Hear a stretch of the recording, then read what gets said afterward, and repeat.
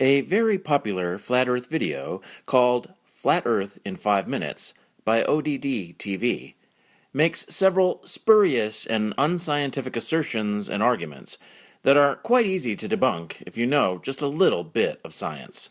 So, let's jump right in. Water, when unmanipulated, is to find its level. So whether you look at a cup of water, a bathtub, a swimming pool, a lake, or the ocean, it's flat. Of course, natural motion is not considered and doesn't equal a curve. Water finds its level is a very vague and unscientific way to express the physics of liquids. The undeniable fact is that water and all liquids conform to the forces acting on them. Put water in a container of any shape, and it will conform to the shape of the container. Shoot water up at an angle, and it will arc back down in a predictable parabola shape. Put water on a giant sphere with trillions of tons of mass, which results in gravity pulling towards the center, and the water will easily and naturally conform to the shape of the sphere. And what force do they think causes water to find its level anyway? Of course, it's gravity. But for some childishly naive reason, they think the direction of gravity's pull must be a universal downward direction, rather than the proven fact that the pull of gravity is relative to the center of mass of the objects involved. On the Earth, and on all other celestial bodies, gravity pulls toward the center, which you can even see for yourself by watching the moons of Jupiter orbit the planet through a telescope. Water curves around the Earth due to Earth's gravity, but the amount of curve is just too slight to easily see directly from our vantage point, so it looks flat. We have 0 authentic pictures of the Earth and they're all composites, and NASA even admits that they Photoshop Earth images. It is Photoshopped, but it's has to be. This claim is both untrue and intentionally deceptive. We do have thousands of photographs of the Earth from space that are not composites, such as those taken from the Apollo missions seen here. These are true photographs of the spherical Earth viewed from a wide variety of distances. NASA also does produce composited and enhanced images. They do this to be able to show more detail in a single picture. If you take a bunch of close-ups and stitch them together, you can show more detail than you can with a single image taken at a greater distance. But this does not mean that these images are created from scratch computer-generated fakes, as the video implies. They are composited photographs, not fake computer graphics. What part of the word photograph do you not understand? The quote from Rob Simon of NASA is taken out of context and refers to high-resolution images of the Earth taken from low Earth orbit satellites and composited together to produce detailed images of the whole Earth. Furthermore, today we have numerous satellites taking photographs of the Earth all the time, including NASA's Discover satellite and Japan's Himawari 8 weather satellite. Again, these are enhanced photographs, not fake CGI. On numerous occasions, NASA admits that we can't go beyond low Earth orbit, which is between 99 miles and 1,200 miles away. The interesting thing is that the moon is said to be 238,000 miles away, which is a difference of 236,800 miles. Really? Are we actually supposed to believe that NASA, whose most famous achievement is putting men on the moon, actually admitted we've never been above low Earth orbit? No, of course not. In another video, ODD TV shows us some short clips to support this claim, such as these. And it will be able to launch the Orion capsule with humans on board, as well as landers or other components to destinations beyond Earth orbit. Right now, we only can fly in Earth orbit. That's the farthest that we can go. And as we get further away from Earth, we'll pass through the Van Allen belts, an area of dangerous radiation. But Orion has protection. Shielding will be put to the test as the vehicle cuts through the waves of radiation. These clips are cherry-picked and obviously taken out of context. When they say we can't go beyond Earth orbit, they simply mean that, at the time, we had no currently active spacecraft programs designed to do that. The Space Shuttle and the International Space Station have been the primary space programs of the last few decades since Apollo, and were designed to put men and payloads into orbit, not into deep space. But the new Orion program currently in development is designed to take astronauts to the Moon, asteroids, Mars, and possibly beyond. Official NASA videos about Orion make it very clear that we have sent humans beyond Earth orbit before, just not since Apollo. America has a new spacecraft. Its name is Orion. It will take us beyond Earth orbit for the first time in a generation. The unpiloted first flight of the SLS will pave the way for future missions with astronauts traveling beyond low Earth orbit for the first time since the Apollo era. And the dishonesty gets even worse. This is another of the clips he used. Called the Orion Multipurpose Crew Vehicle, or MPCV, this next-generation spacecraft will enable America to explore beyond low Earth orbit. But he intentionally left out the very next sentence. This next-generation spacecraft will enable America to explore beyond low Earth orbit for the first time in more than 40 years. Wow, what does it say about your claims if you have to lie like this? No matter if you're on the ground, on top of a building, a mountain, a hot air balloon, an airplane, or looking at high-altitude amateur balloon footage, the horizon never fails to rise right to your eyes. This is a very common flat Earth claim, but it is just an assertion. I have yet to see a single flat earther test it scientifically. How did you determine that the horizon rises to eye level? In fact, the horizon does not rise to eye level, but it is hard to tell. As you rise to a higher elevation, the horizon gets farther and farther away. So our viewing angle down to the horizon gets only slightly larger and stays very low. With simple geometry, you can calculate this angle, called the horizon dip angle. At 100 feet high, it is only 0.17 degrees. At 1,000 feet, it's still only 0.56 degrees. At 10,000 feet, 1.7 degrees. And even at airliner altitudes of 40,000 feet, the angle is a mere 3.5 degrees. The angle is just way too small for you to accurately detect it without a precise measuring device, especially at the low elevations we normally experience. It is going to look close to eye level, but it is slightly below eye level at all times. The angle is so small that this illustration greatly exaggerates it. It is impossible to show the true scale. How do you know you aren't tipping your head or your camera just slightly when looking out to the horizon? I don't have a magical leveling device in my head. No one does.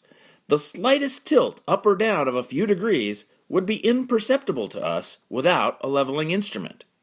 I'm still waiting for a flat earther to use an accurate leveling device, such as a theodolite or transit level, to prove their claim that the horizon stays at eye level. They can't, because it doesn't. Whether you are looking at Toronto's skyline from Niagara-on-the-Lake, 31 miles away, Chicago's skyline from Union Pier, 43 miles away, or even Oahu from Kauai, which is up to 108 miles away from center to center, or 73 miles away from the closest points, you will not see any curvature where it's supposed to be. According to the Pythagorean theorem, which states that the curvature of the Earth is 8 inches per mile squared, Oahu should not be visible whatsoever, but you can see the whole thing. First of all, it is important to know that flat earthers are all using the same incorrect calculation when talking about the curve of the Earth. The 8 inches per mile squared calculation does not measure the curvature of the line of sight, or tell you how much of an object should be hidden by the horizon. Rather, it measures the drop from an imaginary horizontal line extended out from the viewer's position. That is measurement D in this diagram. You can easily see that this does not tell us how much will be hidden behind the horizon. There is a different calculation for that. There is a website that will do that calculation correctly for you for any distance and viewing height at metabunk.org/curve. The details of the calculation are explained on that site as well. When you use the correct calculation, all his examples are perfectly explained on the spherical Earth. From a viewing height of just 10 feet, which is generously low, viewing Toronto 31 miles away only results in 490 feet hidden by the curve of the Earth.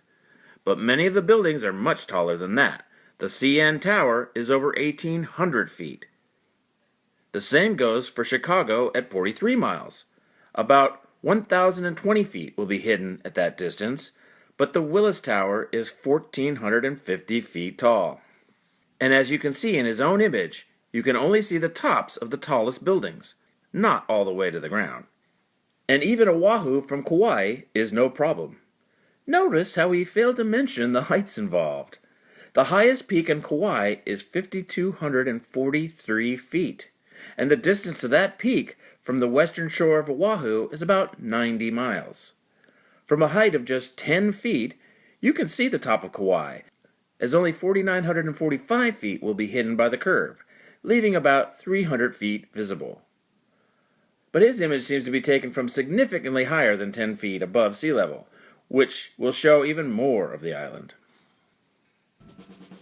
In 1887, Albert Michelson and Edward Morley conducted what's known as the Michelson-Morley experiment. This experiment was attempting to prove the speculated motion of the Earth around the Sun, and when it failed, Albert Einstein was forced to form the theory of relativity to overcome this problem. In fact, anytime mainstream science is faced with undesirable results, they create a workaround, which isn't real science at all. The Michelson-Morley experiment was designed to show the motion of the Earth through the hypothetical ether, the medium through which people once thought that light traveled. Rather than failing to show Earth's movement, it actually failed to show the existence of the ether. In fact, more recent optical resonator experiments confirmed the absence of any ether wind at sensitivity levels far exceeding what Michelson and Morley were capable of detecting. All physicists today agree that the hypothesized ether does not exist. Einstein's theory of relativity, on the other hand, has been confirmed by many different observations and experiments. The strength of the theory lies in its unique ability to correctly predict to high precision the outcome of an extremely diverse range of experiments.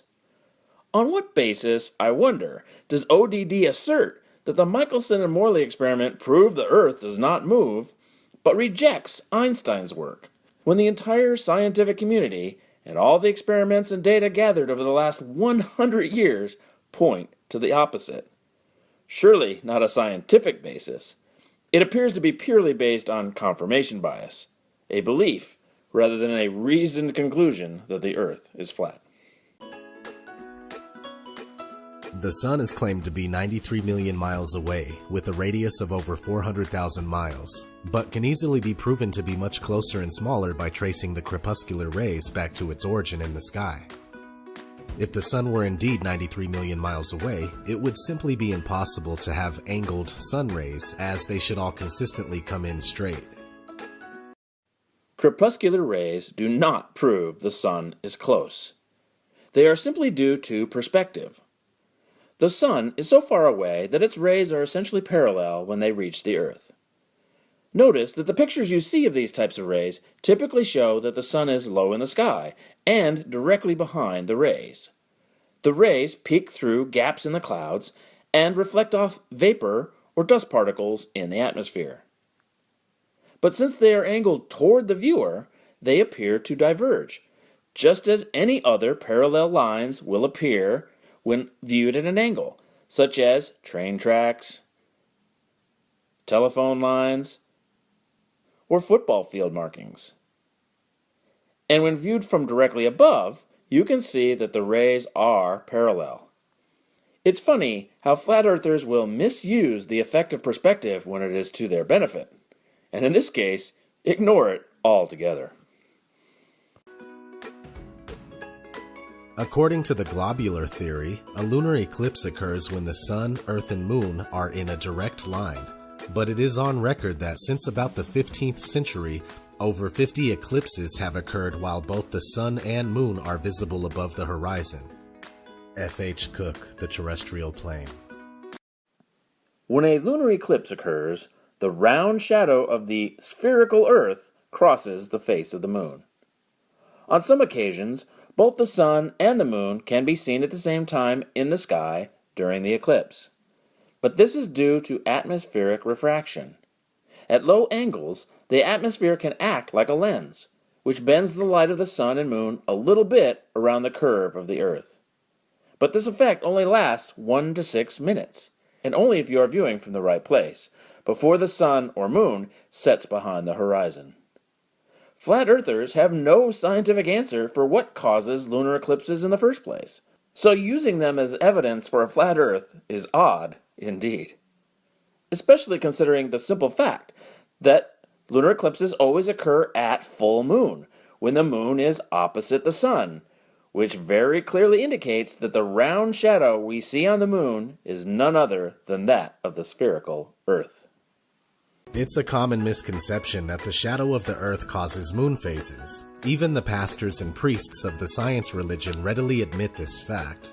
The interesting thing about moon phases is that they are always the exact same 8 phases repeated. But if we were circling around the sun, these 8 phases would inevitably be reversed from the summer to winter seasons. No, wrong again. Flat earthers seem to struggle with frames of reference, among many other things. From our frame of reference, the moon constantly circles us. The relative position of the sun does shift as we orbit around the sun, but that is just part of the cycle. At no point do the moon's phases need to flip. What would that even look like? Look at this animation. Do you see any flipping of the dark and light sides of the moon? No, it just takes a little longer to go through each cycle because of the Earth's orbit. By the time the moon has come back around toward the sun, the Earth's position has shifted. But there is no reason we would notice that. It just makes the moon's cycle a little bit longer than it would be if we were not orbiting the sun, about 2 days longer. His diagram shows the phases from outside the solar system. But of course, that is not how we view it, so it is misleading. From our frame of reference on the Earth, the moon's phases just occur in a continuous cycle, gradually changing each day, and the Earth's orbit around the sun is just a natural and consistent part of the cycle. We are told that the Earth spins at 1,040 miles per hour, while the Earth travels around the sun at 66,000 miles per hour. Meanwhile, the whole solar system is going inside the Milky Way galaxy at a speed of 490,000 miles per hour. And finally, the entire Milky Way galaxy is darting through infinite space at over 1 million miles per hour. Most people believe this, and yet every experiment ever conducted to prove even the simple spin of the Earth has failed. No. Look at the stars each night, and notice, in the northern hemisphere, they appear to rotate counterclockwise around the northern celestial pole, and a star called Polaris. And in the southern hemisphere, different stars appear to rotate around the southern celestial pole in the opposite direction, clockwise. This alone proves the Earth spins. You can see thousands of time-lapse imagery of this, produced independently by professional and amateur astronomers. As for the Earth's orbit around the sun, we don't see that because the stars are so tremendously far away. Our trip around the sun is minuscule in comparison, so our view only changes by a tiny, barely measurable amount, not large enough for us to see. And as for all the other movements, we don't see them because all the stars we see with the naked eye are in the Milky Way galaxy with us, moving at about the same speed and direction with us. The same thing goes for curvature. It's never been proven, and the only time we see it is in movies, NASA CGI, or when we're looking through a distorted fisheye lens. So, we have never seen the curvature? Well, only if you reject all images of Earth from space, and only if you have never seen the sun or moon rise or set. They obviously slide behind the horizon due to the Earth's curvature, rather than shrinking out of view as they would if they were just circling above a flat Earth. And only if you have never measured the angle of the sun or stars above the horizon with a sextant to determine your latitude, as sailors have done for centuries. And only if you have never watched the stars rotate around two celestial poles. We can easily detect the curvature in these ways, and many other ways. But if you just look out at the surface, it looks flat, because it is so big and we are so close to it. We can only see a tiny part of the Earth, unless we are in space, and it only curves by a tiny 1% every 69 miles. And we don't just detect the curve, we also measure it directly. For centuries, geodesic surveying techniques have been used to accurately measure the Earth's curvature, for the purposes of allocating land, laying out cities, and making maps. When measuring large segments of land, the Earth's curvature becomes readily apparent. The angles of a triangle on a plane always add up to 180 degrees. But if you accurately measure any sufficiently large triangle on the surface of the Earth, you will unfailingly discover that the sum of the angles exceeds 180 degrees by a little bit. This is called spherical excess, and it is due to the Earth's curvature. Flat earthers love to claim we can't see the curve, but fail to accept all the ways we can scientifically detect it and measure it. The Oblate Pear Earth. I'm going to debunk various common flat Earth claims. Since I started making videos on this subject, I often get the same nonsensical claims over and over again. These are all based on false information, misunderstandings of science, or errors in reasoning. Today, we are going to get to the bottom of the Oblate pear-shaped Earth claim. Flat earthers like to point out that Neil deGrasse Tyson said that the Earth was oblate and also pear-shaped. Then they point to photos of the Earth which appear perfectly spherical and call foul. Either Tyson is lying or the pictures must be fake. Well, it is true that Tyson did say the Earth is oblate and pear-shaped. Earth, throughout its life, even when it formed, it was spinning. And it got a little wider at the equator than it does at the poles. So it's not actually a sphere, it's oblate. And officially it's an oblate spheroid. That's what we call it. But not only that, it's slightly wider below the equator than above the equator. A little chubbier. A little chubbier. Yeah. Chubby's a good way. It's like pear-shaped. So, which is it? Is Tyson wrong, or are the photos wrong? Well, neither. What are we missing? Well, flat earthers are failing to ask one critical question.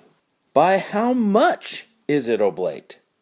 Why would you not ask that question? Size matters. The Earth is oblate and pear-shaped, but only by a very tiny amount, based on very accurate measurements.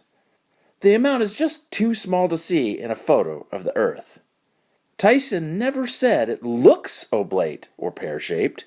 In fact, he said the words slightly and a little bit multiple times when talking about this, without specifying the actual measurements. Just a tiny bit of research, though, will find you the answer. In this Scientific American article, and several other easy-to-find sources, we see that the Earth is 26 miles wider at the equator than it is from pole to pole.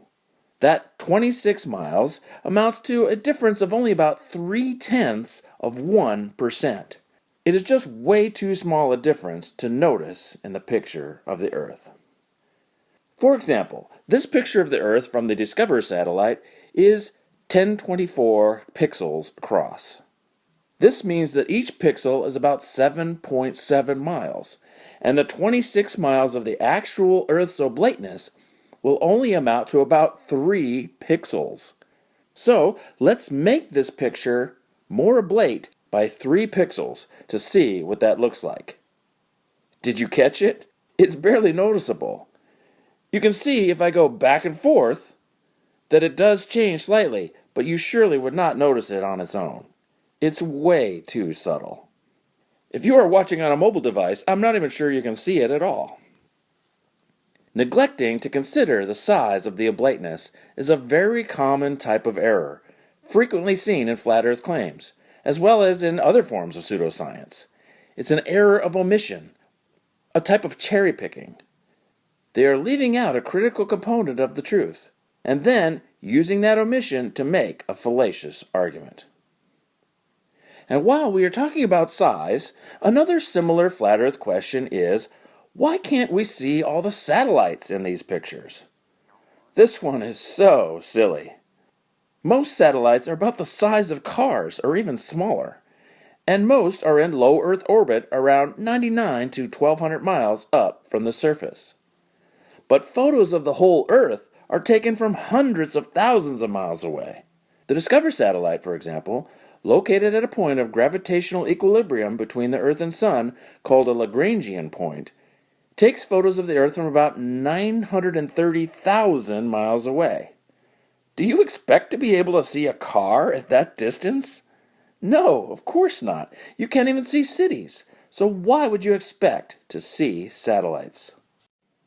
This is particularly absurd, considering that flat earthers want us to believe that the sun sets because it gets too far away to see, when it could only be a few thousand miles away in their model. And it's much bigger than a satellite. So why would they expect to see a satellite at hundreds of thousands of miles away? This just makes no sense. You can see satellites from the ground, under the right conditions. With the naked eye, they just look like a light gliding across the sky. But with magnification, you can even see some details. And of course, you can see them from orbit. But in either case, you won't see multiple satellites at a time, as some flat earthers suggest. They see illustrations like this and get the false impression that you should be able to see many satellites at a time. No, again, they are way off on the scale of things.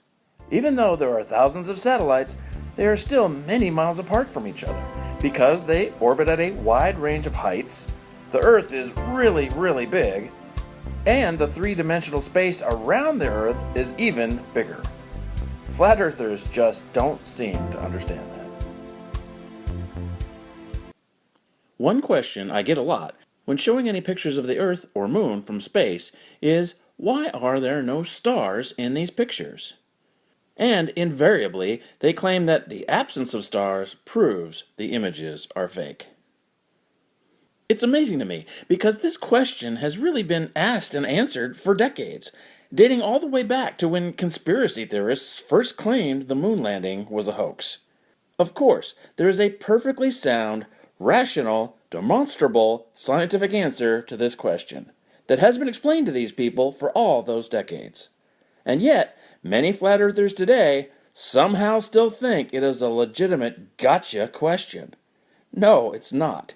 It's ignorant bunk, and I can easily prove it. The answer is perfectly clear to anyone familiar with advanced photography. Stars appear as tiny dim lights to our eyes because they are so tremendously far away. Our eyes are pretty good at adjusting to see them, but cameras are not, without special techniques. These days, most people have a camera with them at all times in their smartphone. But the vast majority of them have never captured a picture with visible stars in it, because it's not easy to do. Think about it. Have you ever taken a photo at night in which the stars were clearly visible? In order to capture stars in a photograph, you need a long exposure time of a few seconds for the dim light to be captured. But if you do that, and there's anything else in the frame, particularly anything that is brightly lit, then those other things will become overexposed, washed out, and blurred. So let me demonstrate exactly what I mean. I took a series of photos of the moon with a good quality DSLR camera, and I varied nothing but the exposure time between shots. Starting with an exposure time of 1/1000th of a second, I got this very clear view of the moon, but no stars.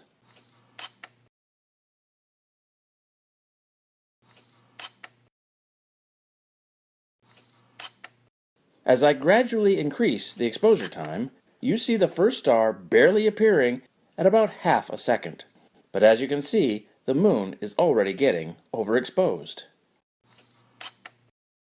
The more I increase the exposure time, the more you can see the stars. But look what happens to the moon. It gets more and more washed out.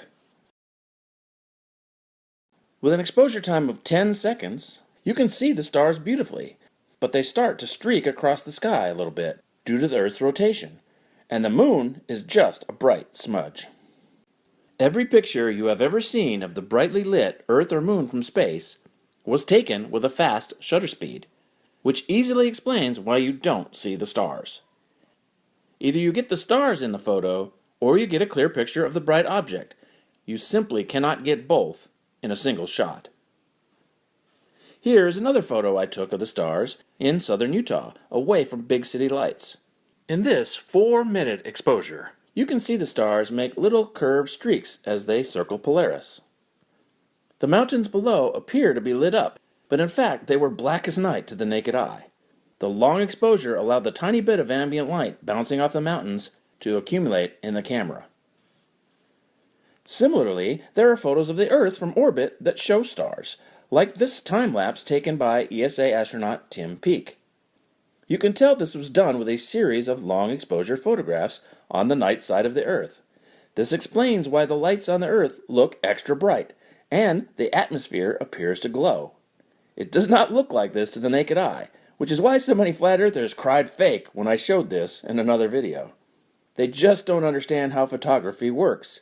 Just because it looks different from what you expect, or different from what you normally see, does not mean it is completely fake. This is enhanced, not faked. I even replicated this effect somewhat myself with this 10-second shot I took at night of some houses on a ridge. The lights of the houses glow, and the ridge appears dimly lit, but it was too dark to see the ridge with the naked eye at all. So you can see that the absence of stars in space photographs does not prove the photos are fake. Another desperate attempt to invalidate all space photographs fails miserably. By their logic, all these nighttime cityscape photos must be fake too. You don't see stars in any of these photos either. I have yet to find a flat earther who can provide a single valid objective criteria for determining a space photo is fake. They just assert they are all fake, and then evoke various invalid reasons, like the no stars claim, or the Oblate Pear Earth claim, or various others. They even go so far as to make their own fake photos, such as this one. The Earth was not in the original image. They added it so they can show the Photoshop artifacts and claim all space images are faked like this one. But this is a fake. This is the most ostentatious strawman argument I have ever seen. It shows you how desperate flat earthers can be to deny the evidence that goes against their belief. Not seeing the stars in space in photographs is just another flat earth falsity. And there are so many more to debunk. This time we're going to look at Rob Skiba's fuzzy ball logic and the eye-level horizon. In his video called How Pythagoras and Eratosthenes Gave Us the Flat Earth Trump Card, he displays some fuzzy logic when it comes to understanding how a sphere works, confuses concepts, omits critical math, disregards the scale of the Earth, and even misconstrues my own horizon video. But he actually starts out with some correct analysis. If PJ was 6 feet tall and he had a clone, who's also 6 feet tall, right, who walked 1 mile away from him, the ground his clone would be standing on would be 8 inches lower than the ground that he was standing on, right? Again, the curvature math is 8 inches per mile squared. So the first mile, 1 times 1 is 1 times 8 is 8 inches. So the ground from point A to point B is going to be 8 inches below point A, All right, you with me so far? Now, if the clone had a clone who walked another mile away, that clone's ground would be 32 inches below PJ's ground. Why? Because it's 8 inches per mile squared. 2 miles, okay, 2 times 2 is 4 times 8 is 32. So the ground that clone number 2 is standing on is 32, almost 3 feet below the ground that PJ is standing on. And if we had yet another clone who was to walk 1 more mile, his ground would be 72 inches or 6 feet below PJ's. Thus, the top of clone number 3's head would be even with the bottom of PJ's feet. Now, I'm not trying to see whether or not the person can see the other person. What I'm trying to show you is the issue of the ground level. The ground level is the issue that I'm focused on with this example. Skiba actually got everything right in this clip. And I don't get to say that very often about Flat Earthers' videos. He even used the correct calculation the correct way.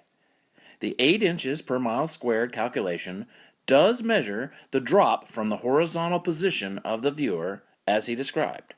It's not 100% accurate, but it works as a close approximation for distances under about 100 miles.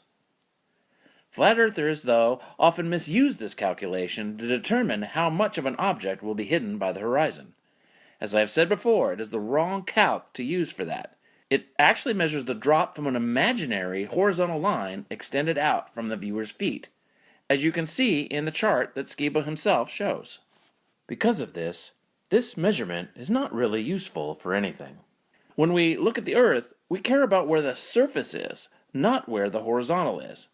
But, as I said, his analysis is correct so far. But here is where Skiba makes his first error, and it's a big one. Because if clone number 3's ground is 72 inches below the ground that PJ's standing on, it's going to be physically impossible for PJ to look straight ahead or to the left or the right or behind him and ever expect to see the horizon at his eye level. It cannot be done. Yes, the horizon will be below eye level, but by how much? He leaves out this critical component. Skiba forgot to ask by how much does the horizon drop below eye level. He never even attempts to calculate it, or even approximate it in any way, yet it is critically important. Since now he is talking about viewing the horizon at a distance, the number of inches of drop is just not enough information. You need to combine the number of inches of drop with the distance to determine the viewing angle. What is the angle? By how many degrees do you have to tilt your head down to see the horizon? From this point on, I will call this the horizon dip angle. Well, this is actually pretty easy to calculate, but Skiba neglected to even mention it. In his example, we have a 6-foot man looking out at the horizon 3 miles away. The horizon has dropped by 72 inches from the horizontal, as Skiba correctly pointed out. So this forms a triangle. A very, very, very skinny triangle. Too skinny to portray adequately in an illustration. If I drew it to the correct scale, it would just look like a line, not a triangle. This side is 72 inches for the height of the viewer, plus 72 inches of drop below his feet, for a total of 144 inches. And this side is 3 miles, which is 190,080 inches. I gave it in inches to illustrate just how skinny of a triangle it is. And from this information, we can calculate the horizon dip angle using simple trigonometry. I've shown the calculation on the screen in case you want to check it, but you can also calculate it at metabunk.org/curve just by plugging in the height and distance. The answer comes out to 0.043 degrees.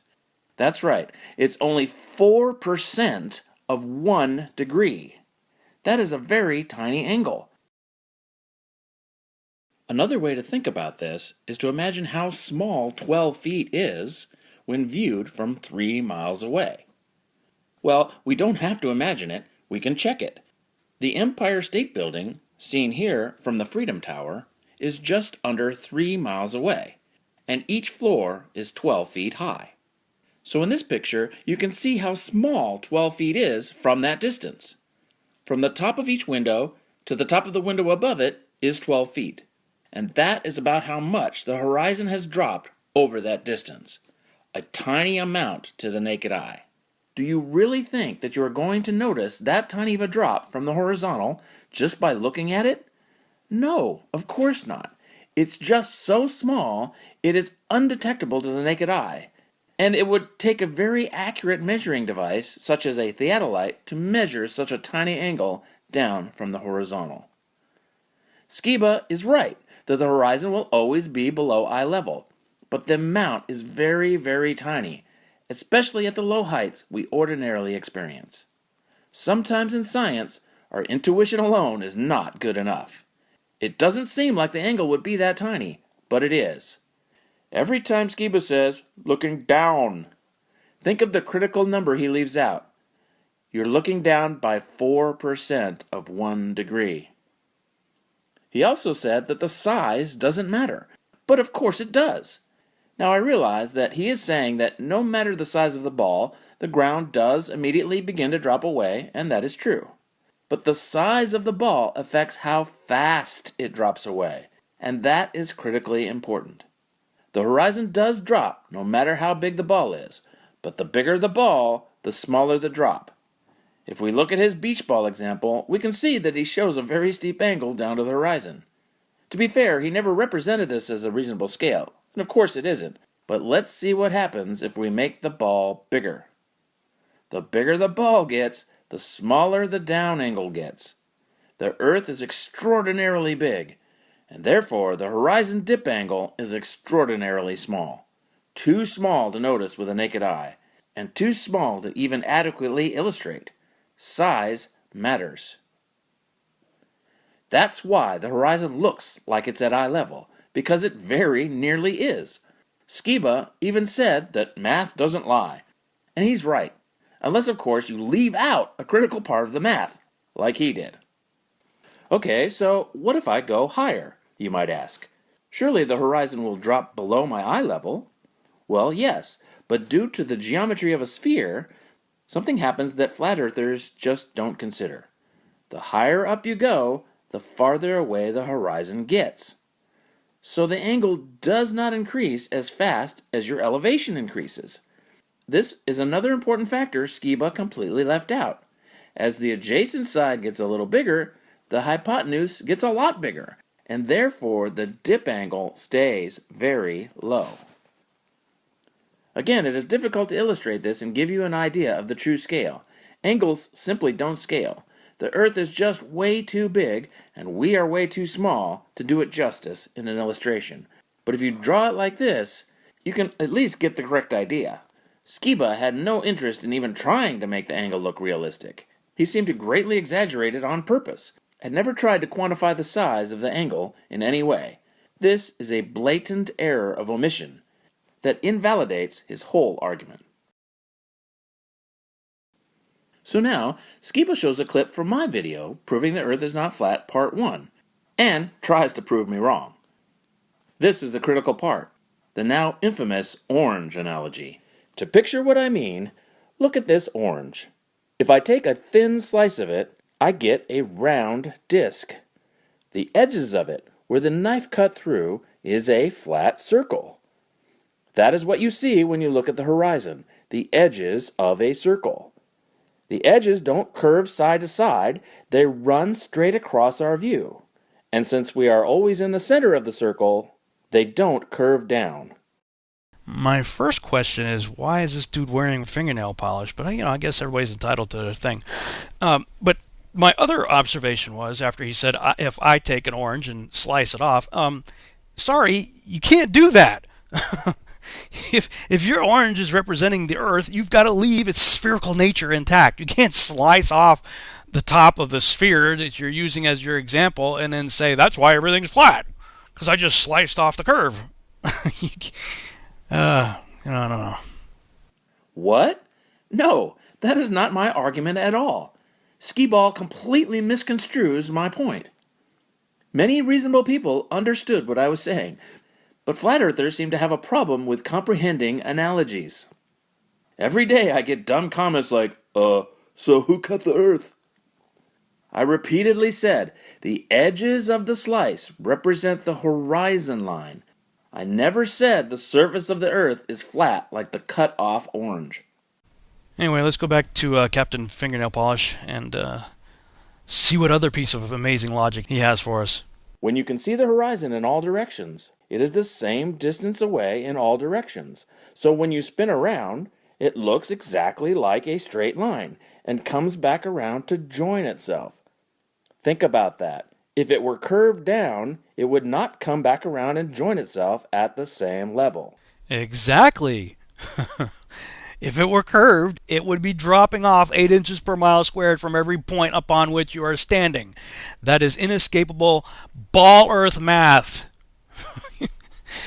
Wow. Did you see what he did there? I am talking about the flatness of the horizon, and he is talking about the curvature of the surface. These are two different concepts he doesn't seem to be able to separate. Yes, the surface does curve down away from you, very gradually, but the horizon does not look curved from our vantage point. I was simply trying to demonstrate that the cross-section of a sphere is always a flat circle, and the horizon we see is equivalent to the edges of a cross-section of a sphere. This is basic geometry. I tried to make it simple, but somehow I apparently just added confusion to the already confused. Perhaps I could have explained it better, but the only point I was trying to make is the shape of the cut is the shape of the horizon, and the shape of the cut-off part of the orange is the shape of the part of the Earth we can see from our vantage point on the surface, or even high above the surface. We simply cannot see the Earth like we see a beach ball unless we are far out in space. We can only see a small part of it, and that part is very slightly curved on the surface in all directions with a flat, circular edge. This is just a fact of geometry.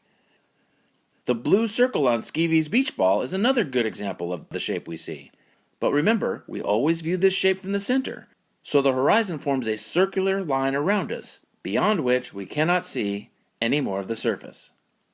Scooby actually seems to understand this momentarily. To be fair, I do understand what Captain Fingernail Polish is saying here. This is a typical argument that I've heard lots of times, actually. Ball earthers will claim that just like the blue circle at the top of the beach ball here, that's the visible horizon. So from whatever point you're standing on, and you're looking out toward the horizon, in 360 degrees, that line is going to be the same. It's always going to be right there. But just a few minutes later, he contradicts himself and shows the horizon looking like this. No, it should not look like that. We live on a sphere, not a cylinder. People who think ships are disappearing over the curve in less than 10 miles distance, it's got to work both ways. I mean, if we're on a ball, then when the ship is going away from you on the, let's say, the z-axis, going, from you to a point away from you, and it's rolling over the ball in less than 10 miles, then you should have the exact same effect looking left to right on the x-axis. You should be seeing ships rolling up to the top of the ball and rolling down on the lateral x-axis. If it's a ball, they got to be rolling both ways, away from you and side to side. We never see that though. You can go to the beach and do a panoramic shot and put a parallel line over it, and from end to end, and this is a lot more than just 5 miles, there's no perceived curvature here. None. Flat as a pancake. In fact, these are some pictures I took on the beach at Malibu, California. And I went from there way up into the mountains above Pepperdine University and looked out. And easily there's got to be probably close to 100 miles left to right. The distance on the horizon there, it's got to be, quite a bit there. Put a parallel line over it, flat. So you can't have it both ways. You can't say ships are rolling over the ball on the z-axis without having the same exact perception on the x-axis. Okay, So here, Skillsaw is confused between the path of a boat and the horizon. Yes, ships going in any direction are following the curve of the Earth, but the question is, how will we see that? When they go over the horizon, it is easy to see, as the bottom of the boat will become hidden by the horizon. What he shows is what people have seen for as long as there have been ships. But how exactly do you expect to see the curve of a boat's path as it is traveling laterally across your view? Remember, the horizon forms a circle around the viewer, and boats tend to travel in straight lines, not in circles. And most certainly, we don't expect a boat to follow a circular path that directly matches our horizon. So a boat traveling laterally across our view will either be in front of the horizon, behind the horizon, or a combination of both. If it is in front of the horizon, it will look something like this. The horizon, again, is flat, but the surface is not. I illustrated the curve of the surface with these grid lines, but it is greatly exaggerated. The boat will curve around the surface, but again, the amount is very small, and it is going to be very difficult to detect. I filmed this boat crossing my view. At this distance, the boat only traveled about half a mile within the camera's field of view. I calculated this based on the length of the boat. It is this 70-foot whale-watching boat. The curve of the Earth over this distance, 1/2 mile, that is, the bulge height, is only 1/2 inch. That's right. Remember to use the correct calculation for the correct situation. We are now concerned with the bulge height between points on the surface, not the drop from the horizontal. So don't be tempted to use the 8 inches per mile squared calculation. That is the wrong calc to use in this case, and it overstates the amount of the curve seen from this perspective. So, do you actually think you could see a curve of 1/2 inch up and 1/2 inch down from this distance? No, of course not. And if the boat is farther away, the boat's path is longer, but the distance is greater. So the bulge gets bigger, but it is still too small and too far away to see or measure. And also, if the boat is traveling in a straight line across your view, then it is closer in the middle and farther at the ends, which also will make detecting the curve difficult. A boat crossing a body of water laterally across your view does curve with the surface, but is just too slight to easily see. You can much more easily see it as it travels away from you because it goes over the horizon. Those little triangles drawn in apparently represent boats, but all he is effectively showing here is that the horizon is flat. Of course the horizon is flat, but the surface isn't. When you see it more correctly, like this, you see the boat will curve, but by a tiny amount. Skiba said this view is close to 100 miles across, but in this picture it is considerably less than that. I live not far from there, and I am familiar with this view. This is Catalina Island, and this is Santa Barbara Island, which is 25 miles from the tip of Catalina. So, based on that, this view is about 45 miles across. The bulge height for that distance is 337 feet. That may seem like a lot, but remember, we are looking at a view 45 miles across. 45 miles is 237,600 feet. So a bulge of 337 feet is very tiny in comparison. Since this picture is displayed at 800 pixels wide, each pixel is 297 feet. And so, the 337-foot bulge height would only be barely more than 1 pixel high. The thickness of the white measuring line is 3 pixels, so a boat traveling across that view will only curve up and down about 1/3 of the height of that line. You simply are not going to be able to see that. Once again, Skiba shows how ignoring the huge scale of the Earth and failing to quantify how much the surface curves leads him to a false conclusion. His expectations about what we should see are all wrong.